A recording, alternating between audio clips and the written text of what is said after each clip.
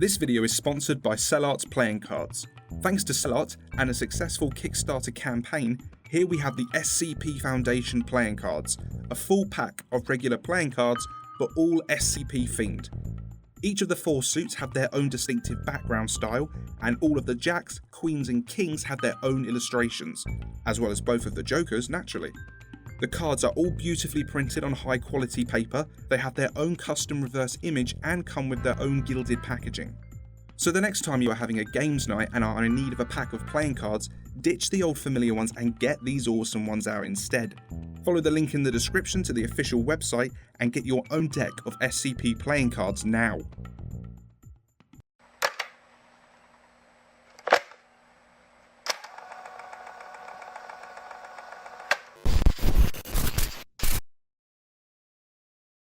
Good day everyone and welcome back to SCP Illustrated, entry log 124. So there I am, just clearing out some old files on an old hard drive, and I come across a sketch I did a few years back. We're talking back in the college years.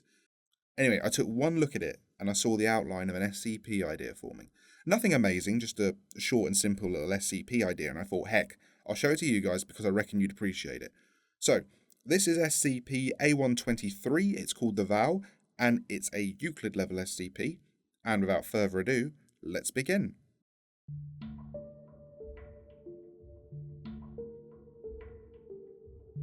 The following data release has been authorized by the following council members and administration staff.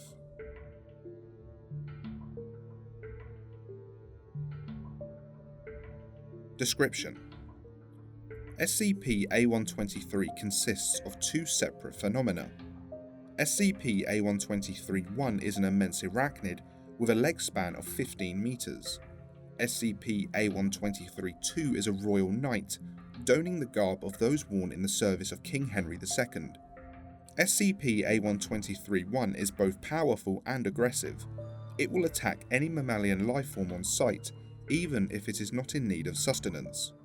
Its eyes are well equipped for the low light conditions of the cavern system it is contained within, and it has been established that SCP-A123-1 is equipped with an organic form of infrared vision. Due to its apparent centuries of confinement within the caverns, its muscles have atrophied, making it relatively slow-moving. Nonetheless, its size and aggressive nature still make it a very significant threat. Tissue samples of the creature have revealed DNA from several different spider species, as well as a number of others that are currently unknown to exist in the animal kingdom. It is theorized that these species may now be extinct, however superstitions and folklore of giant spiders have suggested that some descendants may still survive.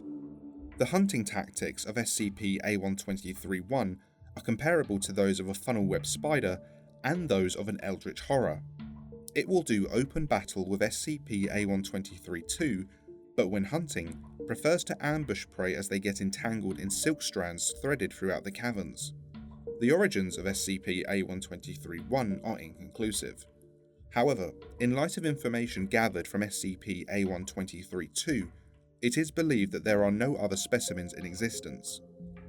SCP-A123-2 is a traditional knight from the reign of King Henry II. The subject does not breathe, does not blink, has no pulse, and does not require food, water, or even sleep. By all accounts, his natural bodily functions are all in a form of stasis. His armour and armaments all show signs of advanced age, with various dents, scratches, holes, and patches of rust.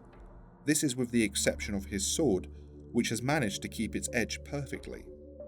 Despite the state of his attire, SCP-A123-2 is unremarkable and shows no sign of aging or bodily degradation.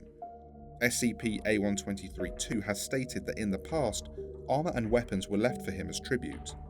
A commission for a new set of superior weapons and armour has been made to replace those SCP-A123-2 currently possesses. Special Containment Procedures. The nature of SCP-A123-1 makes it impossible to destroy with traditional weapons. However, containment is much more manageable through conventional means and by cooperation from SCP-A123-2. All entrances leading to the cavern system housing the SCP-A123 anomaly have been sealed under the disguise of a landslide. A single entrance remains to the caverns, which can only be accessed via Site-42. Access is not permitted without clearance from at least 2 Level 3 personnel. Interaction with SCP-A123-1 is prohibited outside of tissue or sample gathering, while SCP-A123-2 is actively engaged with SCP-A123-1. It is not to be distracted or in any way have its focus taken away from the containment of SCP-A123-1. A new suit of armour and a sword of SCP-A123-2's choice will be provided to SCP-A123-2 annually. Should SCP-A123-2 be terminated by SCP-A123-1, automated non-lethal deterrent systems in the tunnel leading to Site-42 are to be activated until SCP-A123-2 has reanimated. In the event that SCP-A123-1 breaches Site-42, armoured assets from MTF-NU-7 are to engage the anomaly until members of the Serpent's Hand can be contacted for assistance. Interview SCP-A123-2. The following interview took place with SCP-A123-2 after it had successfully come out victorious from an encounter with SCP-A123-1. Interviewer Researcher Jessica Palmer, interviewee SCP-A123-2. My lady, I am yours, but please, we must be quick. The creature could soon return, and I must be at full strength and focus to face the beast. Thank you, sir. We are mainly looking for further clarification on a few things. Then let us begin. Who are you? My title has long since been lost to time, and I am the last of my bloodline. In honor of my family, I took it upon myself to commit my life and soul to this one purpose above that of glory and legacy. What is that purpose? Containing the beast. You are referring to the spider? Correct, though hardly the kind you would find in the stables, don't you think? What is it? What you see is the spawn of evil and magic, the creation of an infant deity who wielded such power that they did not foresee what their actions would result in. This beast has no greater purpose and is merely the result of a child playing with forces it was not ready to be in possession of. Who was this deity you speak of, sir? No more than any other god you have probably heard of. There are many. This one just did not receive the proper discipline a child of such nobility should have received. We have noticed you have certain abilities. Could you elaborate on them a bit more? The spellcasters came to us from a place of great knowledge long ago, somewhere from beyond this world, a world of endless books and wisdom. I can say no more. They themselves came to remove the beast, not to kill it though, simply take it somewhere else. However, my king wanted it dead. It was decreed that I be blessed with strength and immortality, and that it was my duty to slay the beast. The spellcasters were very reluctant, but they did not wish to sour their relations with the king, and so they agreed. What was it these spellcasters did to you? The correct words escape me, but they more or less appear to have frozen me. I haven't taken a breath or even taken a shit in centuries. If I cut myself, I do not bleed. If I eat anything, it will just rot in my guts until I throw it back up. Not only that, but these caverns are enchanted. I may never leave, and the beast may never slay me. It may harm me, or even kill me, but I will return to fulfill my vow, to keep the promise I made. Should the creature ever escape these caverns, then my purpose will be at an end, and I will fade into the ether. Why haven't you killed it then? You think I have not tried? Centuries of battle, and you think that I have not once tried to slay this abomination? Forgive me, madam, but do you think me inept? I am a knight, a decorated warrior of His Royal Majesty, King Henry II. No, sir. My apologies. I didn't mean... Please, allow me to rephrase. How come you have not been successful in your attempts? It is a god's plaything, dear lady. Every cut and nick and dent I put in this thing only serves as a temporary measure. The damage heals quickly and it attacks again.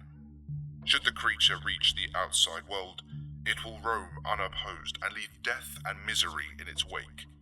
No manner of weapon will be able to kill this monstrosity. With respect, sir, time has moved on. Technology and weaponry exist today that might finally destroy this creature. Is it not both in ours and your best interest to at least try?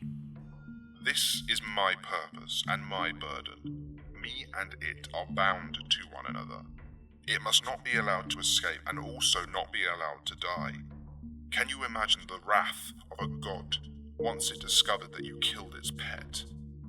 Also, while it may not be a great life that I have, it is a proud life. With every cut and slash, I am bringing honor to my ancestors and to my king. God rest their souls.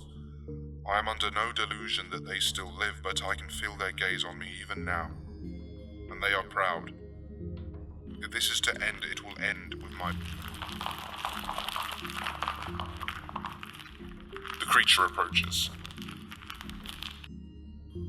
Addendum 1. Prior to the dissolution of MTF Omega-7, the team was dispatched in an attempt to neutralise SCP-A1231. The team suffered no casualties but was unsuccessful. It was noted that SCP-0762 and SCP-A1232 were cordial with each other and each took the time to recount each other with various war stories. SCP-0762 has expressed a desire to meet with SCP-A1232 again. Addendum 2. From the interview with SCP-A1232 and the failed neutralization attempt by MTF Omega-7, it is evident that SCP-A1231 cannot be killed with any form of traditional weapon. The interview lends credible evidence that it was operatives of the Serpent's Hand that originally altered SCP-A1232. This was most likely done using advanced anomalous items in their possession. Thanks to the efforts of SCP-A1232, in all the years that SCP-A1231 has been confined to the cavern, not once has it successfully escaped. As a result, allowing SCP-A1232 to continue his part in the anomaly's containment procedures is obviously the best course of action to take at this time. Addendum 3. Message received from an unknown location. Transmission confirmed to have been sent by Serpent's Hand's operatives. Jailers, we've received intelligence that you have discovered the Spider and the Knight. Rest and be still. No amount of bullets will kill either of them. Our ancestors were very thorough. That creature was a mistake, but nonetheless deserves to live. The idiot king, however, saw differently, and what should have been so easy has now been made so much harder. The Knight will do his part. If he should fail, you know where to find us.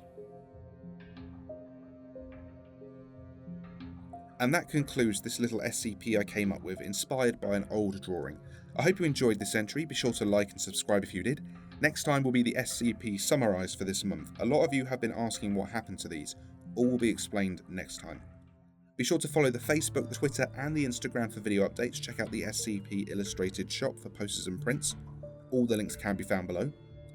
And if you can't wait days and weeks for new material, then consider becoming a channel member or joining us on Patreon or Subscribestar. You get early video access, see all the sketches early, request your own sketches, get Discord access, collaborate in a video with me, and so much more. And thank you to Generals Alert, Rick Trexon, Sam B, Andy98, Andre, Horizon, Jax Merrick, Alexander, Duncan B, Number of the Yeast, Dr. Soup, Ellie, Rashad, Name Expunged, and JT Walker. Big thanks to the council members, Kibara, the Commissar, Hunter Killer, Lenhox, Captain Core, Arctos and Arctos. And huge thanks to the administrators, Kamana, Viger, Jack Howell, and Mr. Elsewhere. Thank you all so much for watching. I will see you all soon, and take care.